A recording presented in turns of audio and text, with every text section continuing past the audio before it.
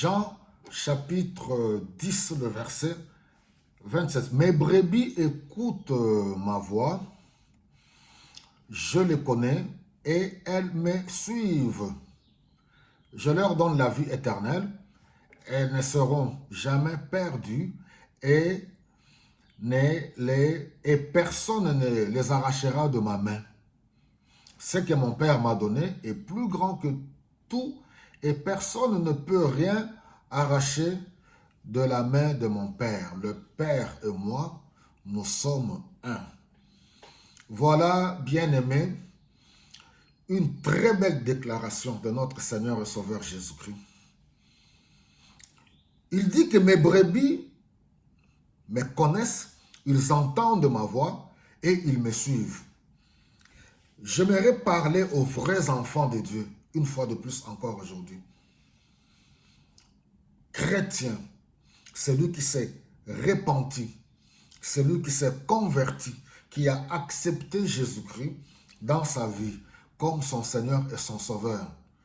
Celui qui croit à la puissance du Saint-Esprit, qui croit que l'Esprit de Dieu, le Saint-Esprit est Dieu. Celui qui marche dans la communion.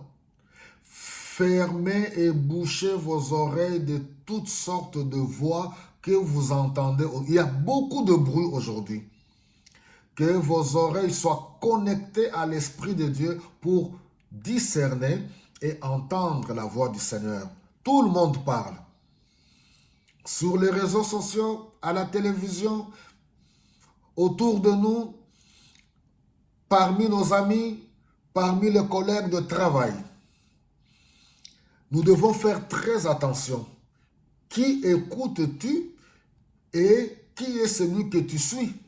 Jésus-Christ est le seul véritable bon berger. Il dit que mes brebis me connaissent. Comment pourrons-nous, mes brebis connaissent ma voix. Comment pouvons-nous connaître la voix du Seigneur? Paul nous l'explique.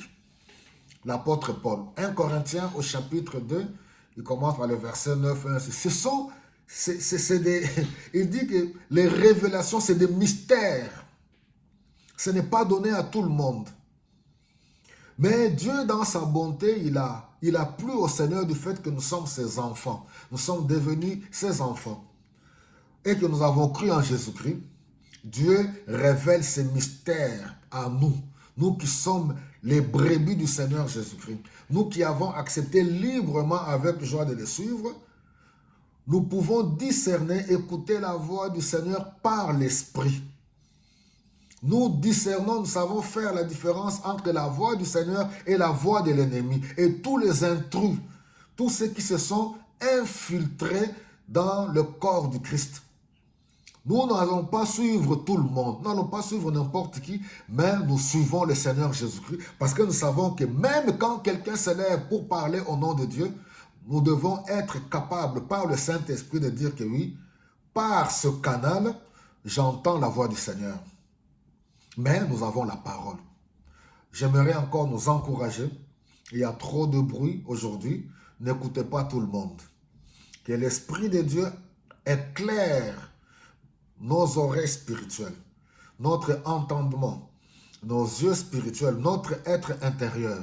Que la lumière de l'Esprit de Dieu luise en nous pour ne pas tomber dans le piège, pour ne pas écouter les ragots et les racontards, pour ne pas suivre n'importe qui, pour ne pas suivre les mercenaires, pour ne pas suivre les voleurs, pour ne pas suivre les tueurs, mais suivre le bon berger qui donne la vie. Il dit, moi, je leur donne la vie éternelle. En Jésus-Christ, nous avons la vie éternelle.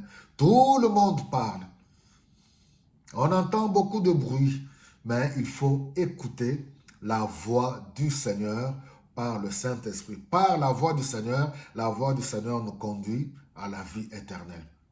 Il est le chemin, la vérité et la vie. Nul n'arrive au Père sans passer par lui. Soyez richement bénis. Et pour conclure, j'aime le Seigneur Jésus-Christ. Tu peux aussi le déclarer que j'aime le Seigneur Jésus-Christ. Il est tellement bon, il est tellement merveilleux.